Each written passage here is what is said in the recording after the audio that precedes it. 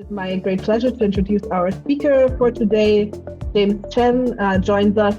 We really appreciate that he's joining us, but it's a very early time for him because he's based in New York. He's a postdoctoral researcher at the New York University School of Medicine.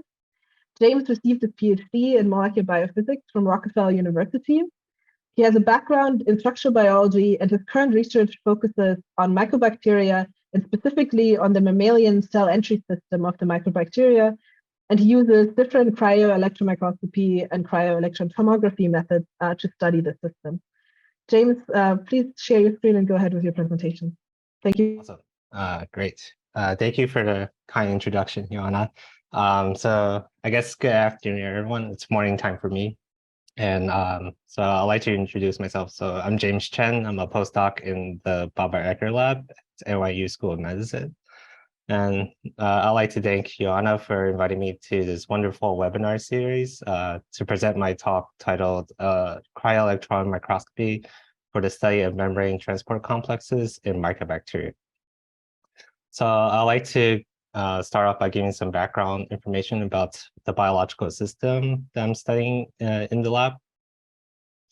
So Mycobacterial tuberculosis, or MTB, predominantly infects the lungs, is the causative agent of tuberculosis, which kills millions per year.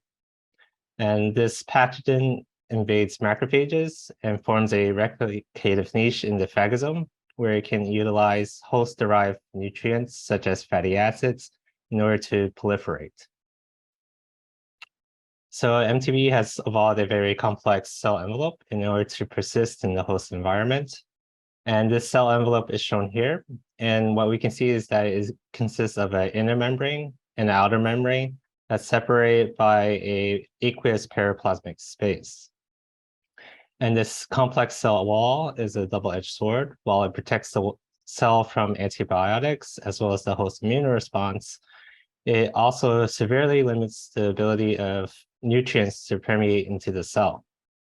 So one of the main questions that we were interested in the lab was how do substrates such as nutrients cross this very complex barrier?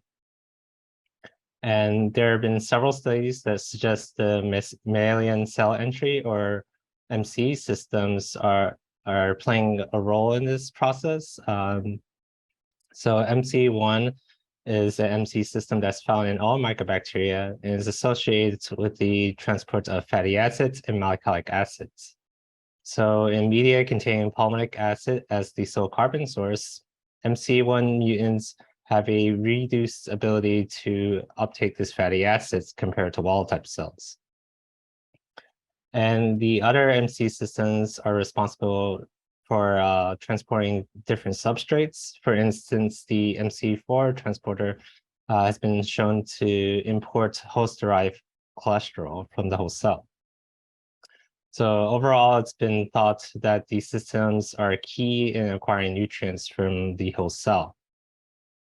And indeed, these MCE systems are essential for virulence in host cells. So mice that have been infected with wild-type MTB typically survive only up to 8 to 9 weeks post-infection, whereas mice that have been infected with TB harboring MCE deletions have an increased survival rate since they are able to clear the attenuated bacteria. And notably, these systems encode MCE proteins, which are proteins that contain N-terminal transmembrane helix followed by a 7 beta-stranded MCE domain. And based on structural studies done in E. coli, it's known that a single MCE polypeptide is capable of oligomerizing to form high-order structures such as homohexameric rings. And in TB, there are 4 MCE systems that are encoded on these very large, complicated operons. For example, shown here is MCE1. And from the MCE1 operon, we can see that it actually encodes 6 separate MCE proteins, each capable of oligomerizing, 2 intermembrane permease proteins, as well as several accessory factors. And the other MCE systems share a similar gene architecture. So the MCE systems in mycobacteria are all powered by a common ATPase, and this is known as MCEG. And pull-down experiments have suggested that these proteins could potentially talk to each other, forming complexes with one another. And this really piqued our interest and led us to ask, how do the 10+ subunits from an MCE operon assemble into a complex that is able to move nutrients across the cell envelope? And going into this project, we suspected that this complex would be very large and potentially very heterogeneous, given the number of proteins involved in the MCE systems. Therefore, we want to use cryo-electron microscopy in order to study the structure of these proteins, since it's a very powerful technique to study the structure of macromolecular assemblies. And kind of recent advances in image classification allow one to tease apart the heterogeneity that might be present in the protein sample. So in case some of you aren't familiar with cryo-electron microscopy, recent technical advances in direct electron detectors and electron microscopes have enabled high-resolution protein structure determination by cryo-EM. This has brought about the resolution revolution. So the general workflow for cryo-EM is as follows. So starting with a purified sample, you apply this on a grid that typically has a mesh of polycarbon. Then you block the axis sample using blotting paper that generates a thin column of liquid that contains your protein sample. Then this grid is rapidly frozen, typically in a cryogen-like liquid ethane. And basically, you can preserve the protein in this amorphous ice layer, where the vitrified protein sits on this ice layer in different orientations. And then you can visualize these ice layers on a transmission electron microscope, such as Titan Krios. And then you can collect images of these ice regions that will have your protein complex embedded in it. And then here's like a typical micrograph that you would generate by imaging your grid. And these kind of dark areas is the protein of interest. And you can pick these particles and effectively average them in Fourier space to generate 2D averages as well as 3D averages. In a typical cryo-EM workflow, you would have a set of particles that you pick from your micrographs, and then you can process these using 2D classification and 3D classification in order to enrich for particles with high signal noise ratio. So after kind of iteratively processing your data set, you can come up with a final set of particles that you can refine in 3D space to generate a electron density map where you can build in your protein of interest. So we were successful in implementing a cryo-EM workflow to study the MCE transporter complex in mycobacteria. So here's just a preview of the resulting cryo-EM map colored by local resolution. And from this cryo-EM map, we were able to build in a 3D model for the MCE transport complex based on the density.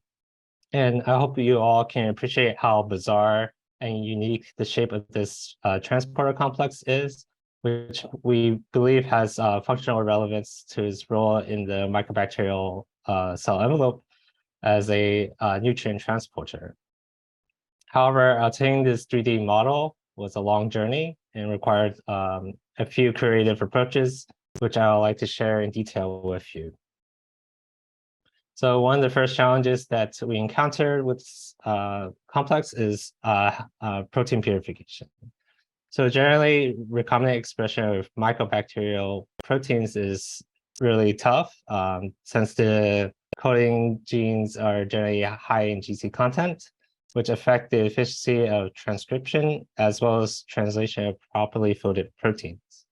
And indeed, previous attempts in our lab, as well as others, to recombinantly express and purify these MCE proteins in E. coli were largely unfruitful for structural studies. So generally, when we express these proteins, they would either be truncated or insoluble.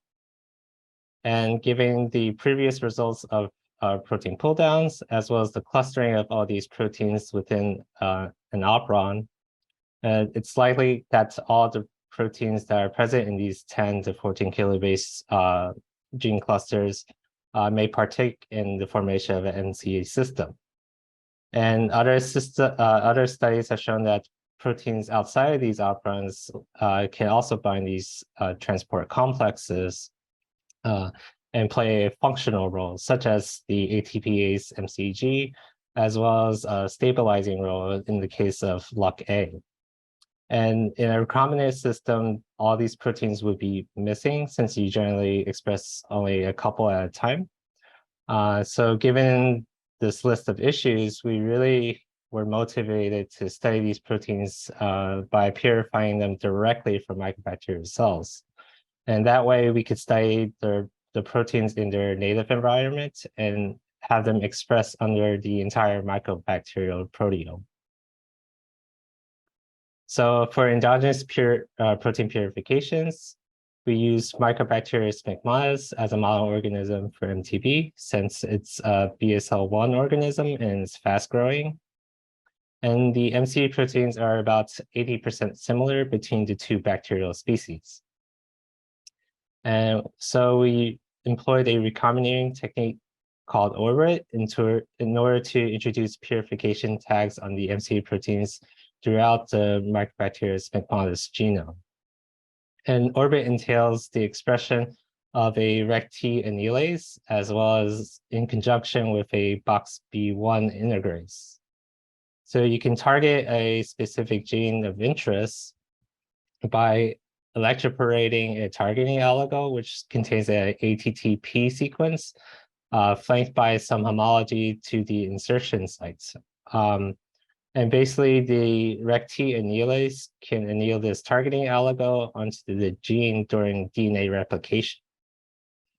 And then the integrase can recognize its ATTP site and basically recombine that site with a payload plasmid, which contains a ATTB sequence and the coding sequence of a purification tag. So in our case, we use GFP to tag our proteins.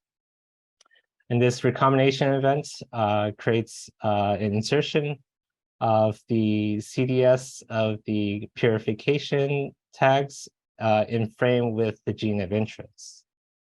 So by using orbits, we're able to introduce in-frame chromosomal GFP tags on various MCE proteins throughout the smegmatis genome that we can then use for protein purification. So the most promising results came from tagging the ATPase MCG with a C-terminal GFP tag. And using this GFP tag, we perform endogenous purification, where we were able to pull out native MCE complexes directly from Mycobacteria smegmatis cells. We then visualize these purified complexes using transmission electron microscopy.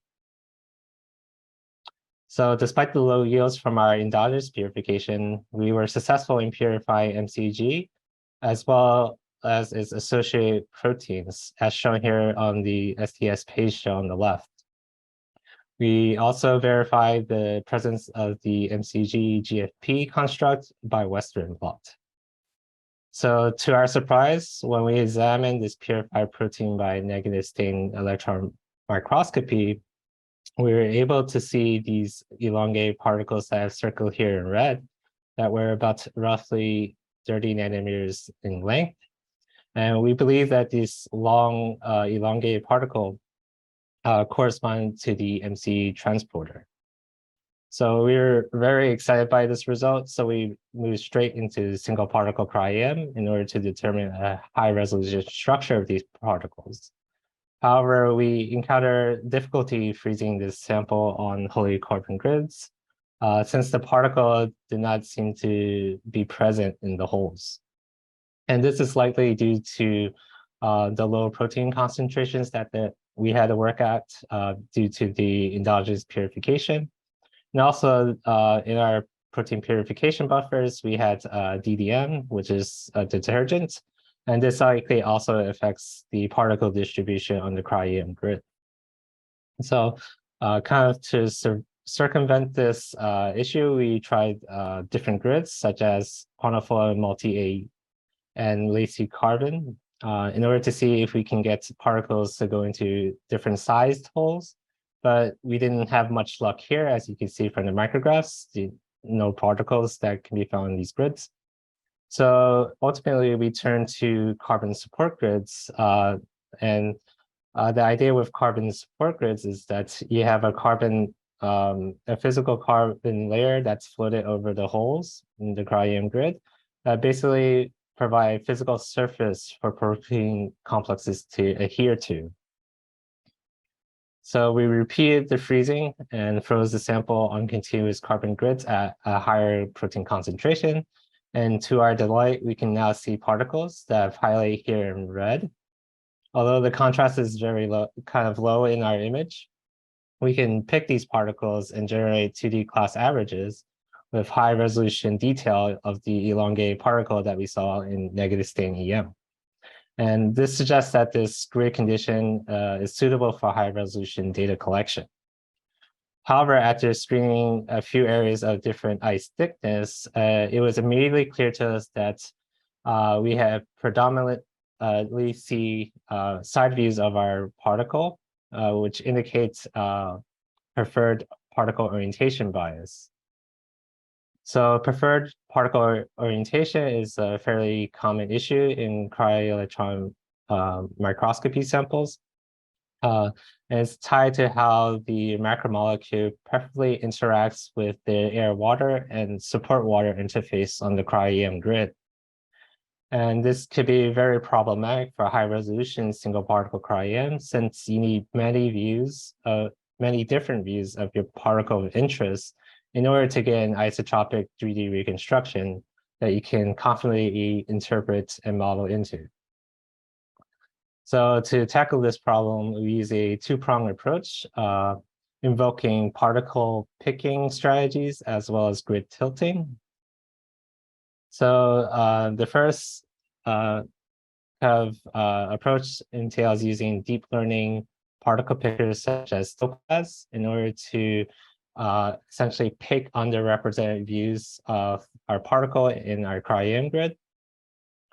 And the second is using grid tilting, where you can basically physically tilt the grid at different angles in order to generate different views of your particle. And we hope that by combining the two approaches, we could ameliorate this preferred orientation bias. So we initially collected 22,000 images on a tiny Krios at about 0.8255 angstrom per pixel with no tilting. And then we processed this data using CryoSpark. And to start off our picking scheme, we mainly picked the particles in order to train Topaz. Since the particles are low contrast and oddly shaped, conventional Gaussian blob pickers as well as template pickers didn't work well with our sample.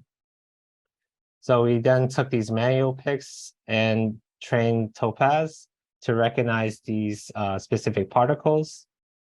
And then we utilized 2D class averaging in order to verify that the model, the particle picking program, in fact, picked these set of particles. And what we can see from the 2D classification is that we predominantly get side view picks.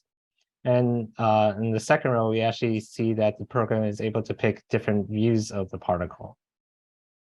And this was pretty encouraging to us. And we then further refined our picking strategy by specifically picking particles that made up these side views, as well as tilted views and top views.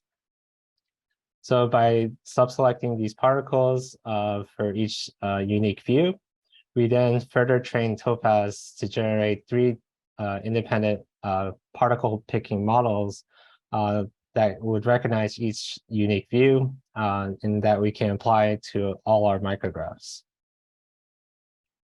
So we then acquire a data set of the same sample at 30-degree tilt in order to generate different views of a particle in order to help with this preferred orientation issue.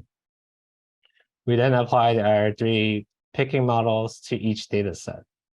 So this is summarized in the graph below. Basically, the x-axis shows the view of the particle, and the y-axis shows the number of particles that were picked by Topaz. And the red bar is the first data set where there was no tilt applied, and the blue bar represents the second data set where 30-degree tilt has been applied to the grid during data collection. And as we can see, the tilted data actually provide more top views of the particle, which is the underrepresented view compared to the side and tilted view. So this was really encouraging to us since we now have all these different views of our particle. And this was promising since we will have all these Euler angular information in order to generate a isotropic 3D reconstruction of this particle. So we then combine all our particle picks and remove duplicate picks since this strategy basically picks the same micrographs 3 separate times. We then use 2D classification and multiple rounds of it in order to separate particles that look like our protein complex away from junk particles or false positive picks. We then use these good particles in order to generate an initial 3D model of our protein complex. And then we also use these junk particles to generate decoy models. And this will become important for our 3D classification scheme that we deem called decoy approach. So this approach essentially, in this approach, you essentially provide 3D templates of your decoys that were generated from the junk classes. And you can also feed in a 3D template for your protein complex. And the idea is that as you feed in particles into this 3D classification scheme, the junk particles will get filtered into these decoy classes, and your particles with high signal to noise and good correlation with your model will get filtered in this singular class. And then you can pick these particles and repeat this process, and you can effectively enrich for your particles that have good signal to noise to your model class. And you filter out the junk by having them bin into these decoy classes. And this is summarized in the graph on the right.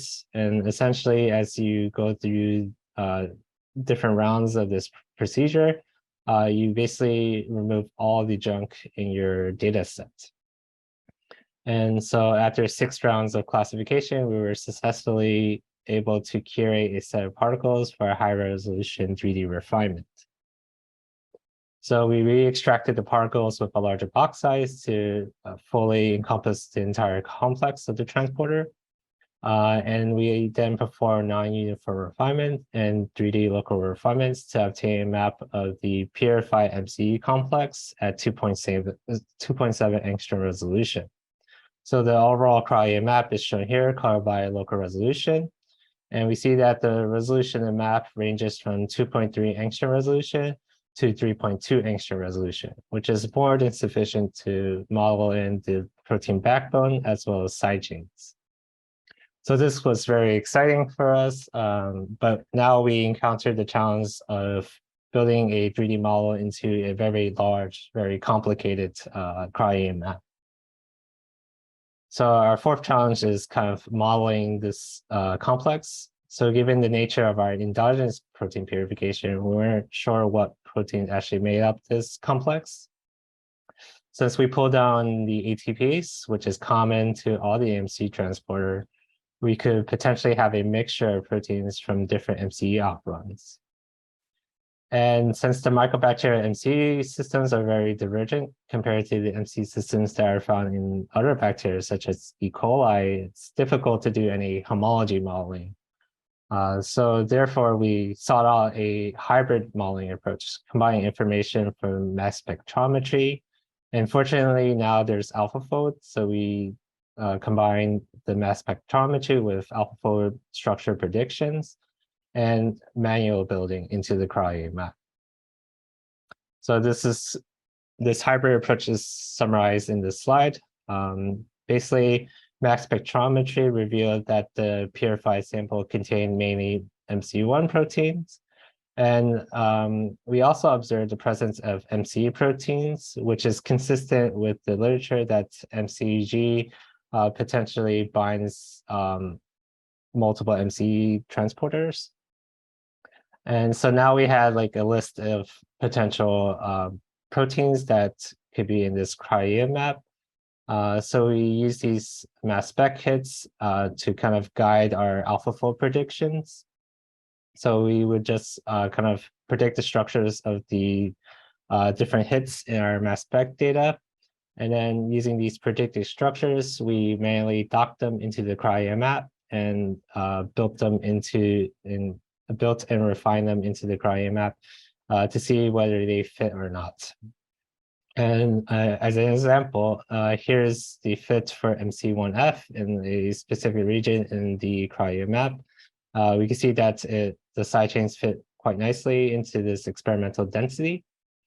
However, when we try to model other factors such as MC4F in the same region, we see that the side chain density is in fact missing these two tyrosine residues. So we could effectively rule out that this region would fit MC4F. So we repeat this process until we assign the subunits in all the subunits in the cryo-EM map. And after iterations of this process, we were able to conclude that the cryo-EM map is in fact made up of MC1 proteins, which is the transporter that's responsible for the imports of fatty acids. So for reference, here is the MC1 operon. And from our cryo-EM map, we were able to model in the 6 MCE proteins, MC1A to 1F, that is encoded in the MC1 operon. And we were also able to build in the 2 intermembrane permeases that can be found in this MC1 operon. And lastly, we can build in 2 copies of the ATPase MCEG into our map. So this, however, we didn't see density for the accessory proteins that are encoded in MC operon, suggesting that they either don't bind this complex or they are bound transiently, and we weren't able to capture it by cryo-EM. So this 3D model was super exciting to us since it gave us the first glimpse into what a mycobacterial cell MCE transporter looked like.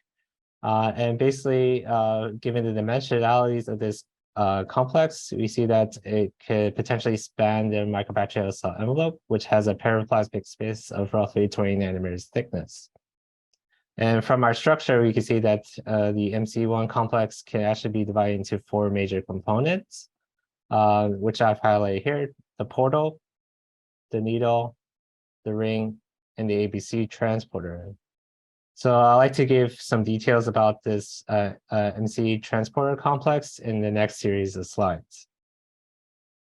So notably, the MC proteins MC1A through F wrap around each other in this complex, and each contribute a portion of the structure in order to make up the portal, the needle, and the ring domains.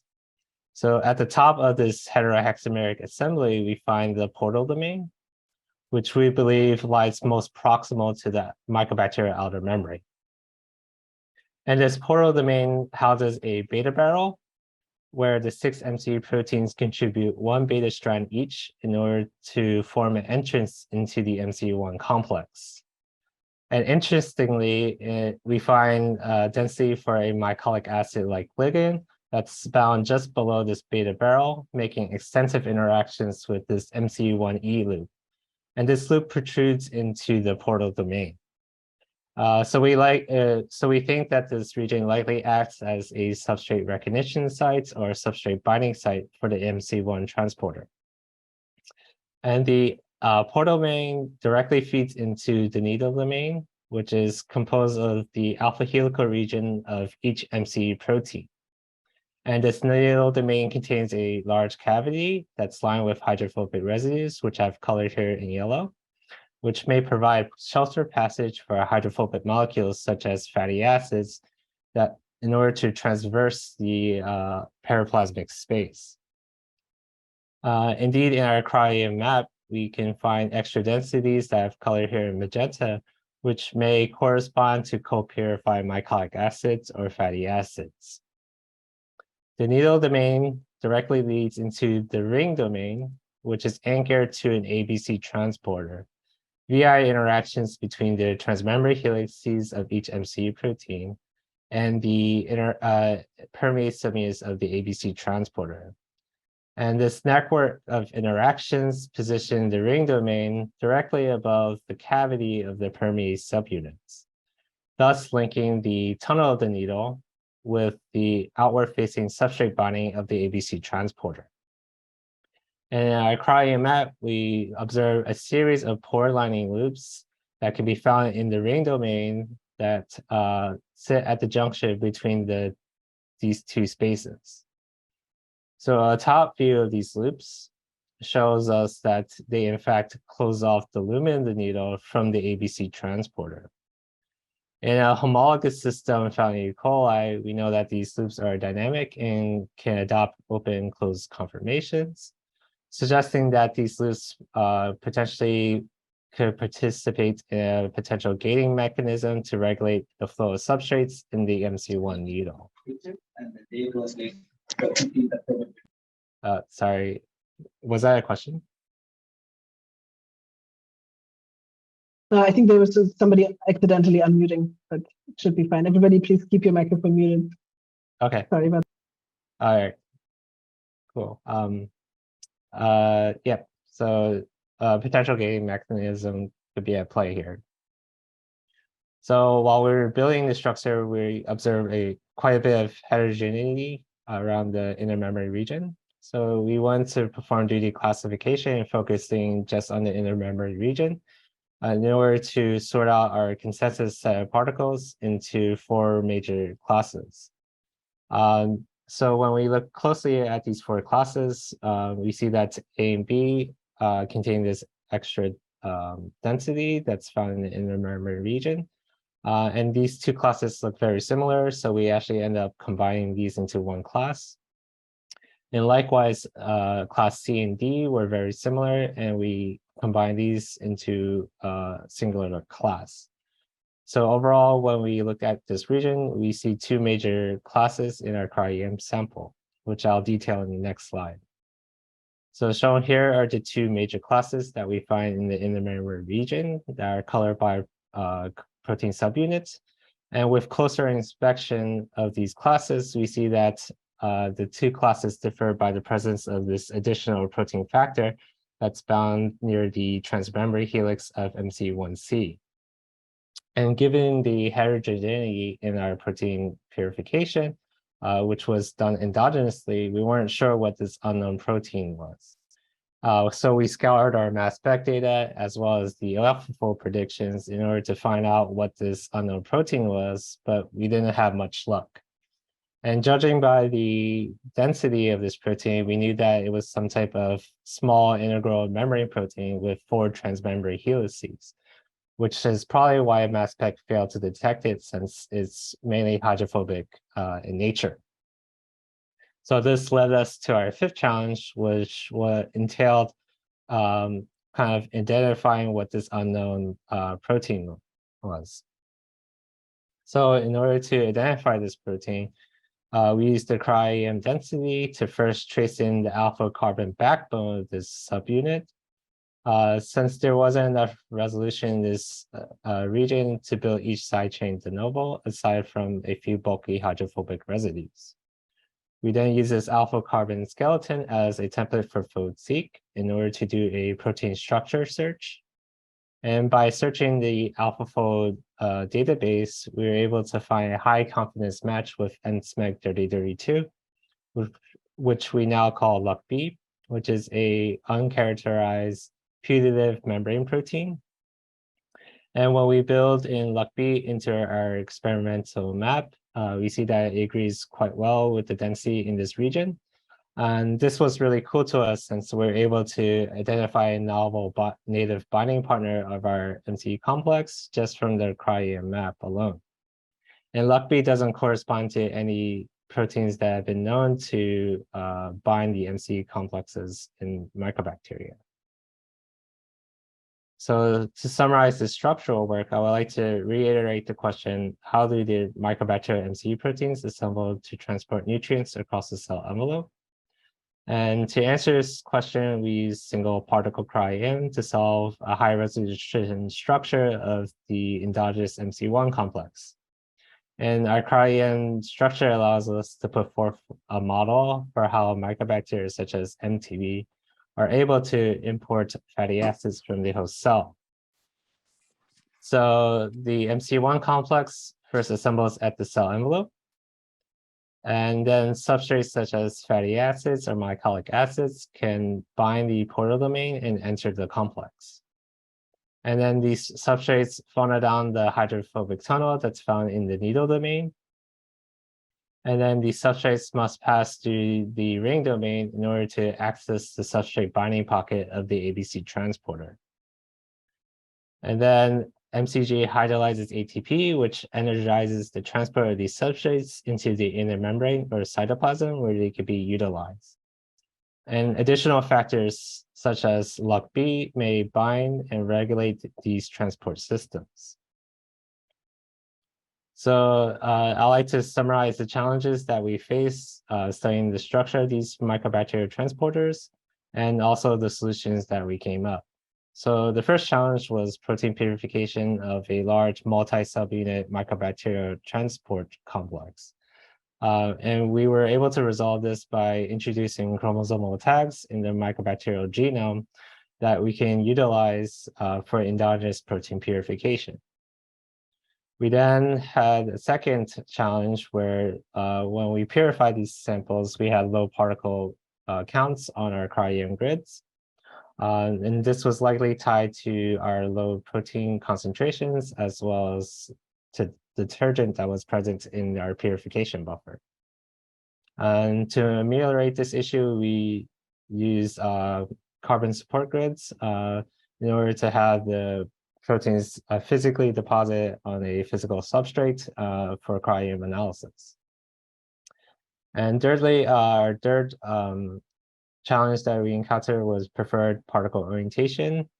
And to get around this, we use deep learning particle pickers such as Topaz, as well as grid tilting in order to generate different views of our particle for cryo-EM analysis. And the fourth challenge that we encountered was building a 3D model into this large protein complex with unknown proteins and stoichiometries. We basically developed and employed a hybrid modeling approach, combining information from mass spectrometry, AlphaFold structure prediction, and manual building into the cryo map. And fifth, we also had to identify an unknown protein in our cryo map that did not show up in our mass spec hits. And we use alpha carbon tracing followed by protein structure search against the AlphaFold database in order to identify this unknown protein. So to wrap up, I'd like to tell you about one of the potential avenues that we're taking with this project, which entails using cryo-electron tomography in order to study these MCE transport systems in mycobacterial cells. So cryo-electron tomography can be used to study the structure of whole cell samples. Basically, this technique entails collecting 2D EM images of your specimen at different tilts. And you require what is known as a tilt series in order to generate a 3D reconstruction or 3D volume of your cell. So we're currently collaborating with In Situ at the New York Structural Biology Center in order to look at mycobacterial smegmata cells by tomography. And the ultimate goal is to gain a better insight into the mycobacterial cell envelope. So we're hoping to look at the cell envelope of different MCE mutants compared to wild type. And previous literature has shown that when you knock out the MCE systems, you actually affect the colony morphology of Mycobacterial smegmatas. So shown here is a picture of these colonies. Shown on the left is wild type smegmatis, and generally the colonies that are formed by this strain are waxy and often have a smooth texture, whereas when you delete the MC operons and smegmatis, you generate colonies that have that look drier and have these small hairy appendages. So it'll be really cool to kind of look at these different morphologies by cryo-electron tomography, so we can better understand what the molecular details are changing when we knock out these MC systems. And the kind of second goal is to kind of better understand this in situ structure of these MC transport complexes on the mycobacterial cell envelope. So in this workflow, we would sample along the mycobacterial cell envelope, and we can extract cell volumes that we can average and 3D classify in order to create in situ structure of these transporters in the context of a native cell envelope. And this will give us an idea about the spatial organization of these transporters, as well as reveal if they actually, in fact, form even higher order complexes that we fail to recapitulate in our biochemically purified sample. And since we're in relatively early phases of this project, I can only really share with you the general workflow for our sample preparation, which entailed the use of the waffle method, which was developed by In Situ. So in this workflow, we grow up a culture of Mycobacteria smegmatis that we then pellet by centrifugation. And then we can pipette this bacterial pellet, or which is effectively like a paste, on this waffle mold, which carries a EM grid. And like the methods, the name of the method suggests, like pouring syrup onto a waffle, we basically fill up the mesh of the carbon of the cryo-EM grid with our bacterial pellet. And then we can high pressure freeze this assembly, and we basically end up with a slab of vitrified cells that's embedded on the cryo-EM grid. And these cells lie on the cryo-EM grid in different orientations, which is important since we don't want to have a particle orientation bias. So this paste effectively has cells in different kind of positions.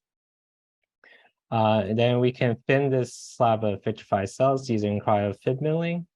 And for waffle method, we generally use this notch milling, where we create two trenches around the lamella of interest. So the lamella here is located in the middle, and we basically incrementally section the top and bottom portions such that we end up with a very thin lamella that we can image by transmission electron microscopy. And this thin lamella is typically between a few hundred nanometers thickness. And then, as you can see from this thin lamella, we have a bunch of cells that we can then image by cryo-ET. And during the cryo-ET data collection, we can basically image sections of this lamella to create a tilt series that we can then use to reconstruct a 3D tomogram that gives us insights into how these cells look like. And then from these 3D tomograms, we can kind of annotate structural features that we see in the cell using segmentation. And we can also extract cell volumes of these tomograms that we can average by some tomogram averaging, and then we can follow that averaging up with 3D classification. And this has been utilized to study ribosomes in the cellular context. And we're really excited to kind of use this technique to study the membrane transport complexes in mycobacteria. So to end, I would like to thank all the members of the BioBioECR Lab for all their support. I would also like to thank the NYU Research Centers, as well as PNCC and In Situ, for allowing me to use your equipment and resources. And then lastly, I'd like to thank my funding sources. And thank you all for your attention. And The single particle cryo-EM work can be found in this preprint that we recently submitted. And so I'll be happy to take any questions now.